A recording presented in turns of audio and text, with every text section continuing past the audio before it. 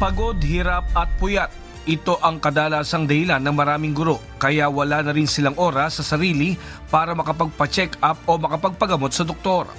At bilang tulong naman ng pamahalaan sa mga tumatayong pangalawang magulang ng mga estudyante, nagbigay ng libreng serbisyong medikal ang PhilHealth sa ilalim ng Yaman ng Kalusugan o YAKAP program ng pamahalaan sa Minuyan Elementary School sa San Jose del Monte, Bulacan.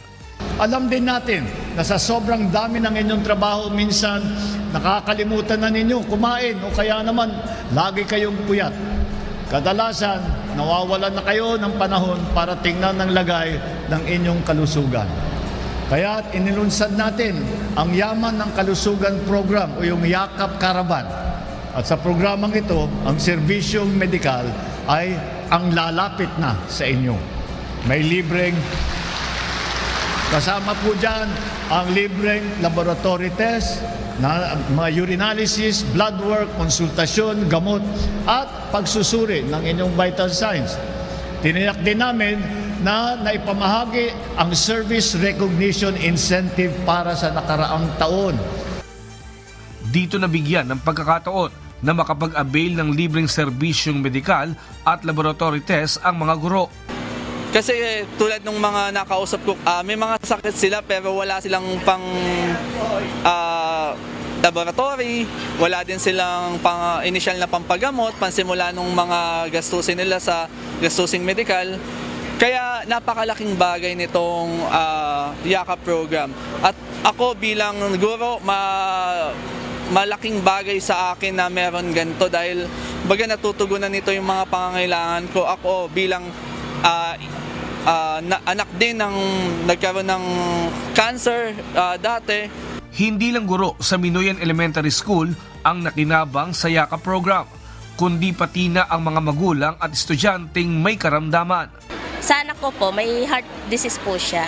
Kaya po, normally po, every 1 year po siya nagpapacheck up sa heart center.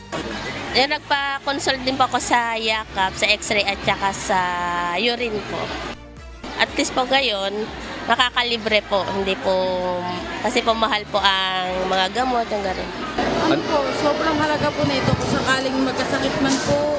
Ang isa po sa amin sa mga kamag-anak ko, pwede ko pong ma-apply sa mga anak ko po na magamit nila kahit paano na mabawas-bawasan ang aming gastusin sa sakaling kami na ma-hospital kami. Nasa 200 ang nakinabang sa YAKAP program ng PhilHealth sa nasabing paaralan. Yeah, ang YAKAP kasi itong tinatawag natin na preventive side. No, ito yung tinatawag natin na primary care. No, na ilalayo natin yung ating kapwa Pilipino sa sakit. Overall health is important.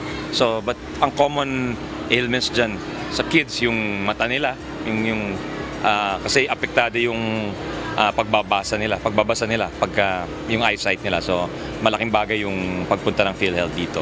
Tapos, yung mga teacher, diba, naha-high blood. So, tinanong nga ni Presidente kanina yung isang teacher na nakaupo at kumukuha ng gamot. Anong sa kanya? Sabi, high blood. Pareho tayo, sabi ni Presidente. So, nagpasalamat naman si Education Secretary Sani Angara sa suportang ginagawa ng Pangulo sa mga guro, lalo na sa mga matatagal na sa serbisyo.